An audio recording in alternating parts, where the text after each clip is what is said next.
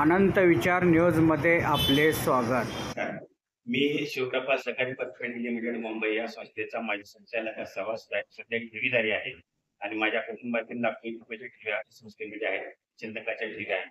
आणि या संस्थेमध्ये गेल्या 2 वर्षांमध्ये जो गैरव्यवहार चालू आहे त्याच्या संबंधी आम्ही आवाज उठवत आहोत। सुरुवातीला आम्ही व्हॉट्सअपला आवाज उठवला, परंतु आम्हाला त्या ठिकाणी काही उत्तर मिळाले नाही, पण आम्ही सहकार्य पुणे कार्यालयामध्ये तक्रारी दाखल केल्या की हे संचालक कसं गैरव्यवस्थापन करता येईल, निधीची उधळपट्टी कशी करते किंवा कर्मचाऱ्यांना कसं त्रास देतं किंवा कर्मचारी नियमावलीचा भंग कसं करतात, कर्जमाफीमध्ये कसे दोन दुसरेपणा करतात, त्याच्या संबंधी अनेक तक्रारी केलेल्या आहेत आणि त्या तक्रारीची चौकशी चालू आहे। सुनावणी आमची घेतली आणि चौकशी चालू आहे। चौकशी अधिकारी नेमले, त्या चौकशी अधिकारी 3 महिन्यात अहवाल देणं अपेक्षित होतं, परंतु त्यांनी अद्याप अहवाल दिलेला नाही आणि का अहवाल दिला नाही विचारलं त्याची उत्तरे मिळत नाहीत।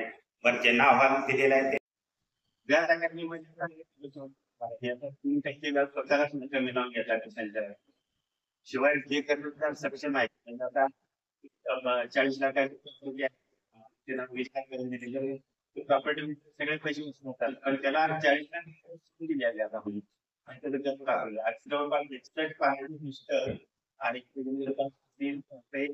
माफ केली, पण सर्वसामान्य कर्मचाऱ्याला गेल्यामध्ये पण असे बघून आलेले इलेक्शन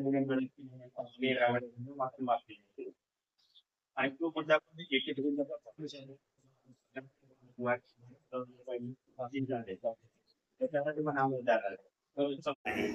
म्हणून आम्ही आयुक्तांना तो अधिकारी बदलून मिळावा म्हणून त्यांना सांगितलं, तो अधिकारी बदलून दिला नाही।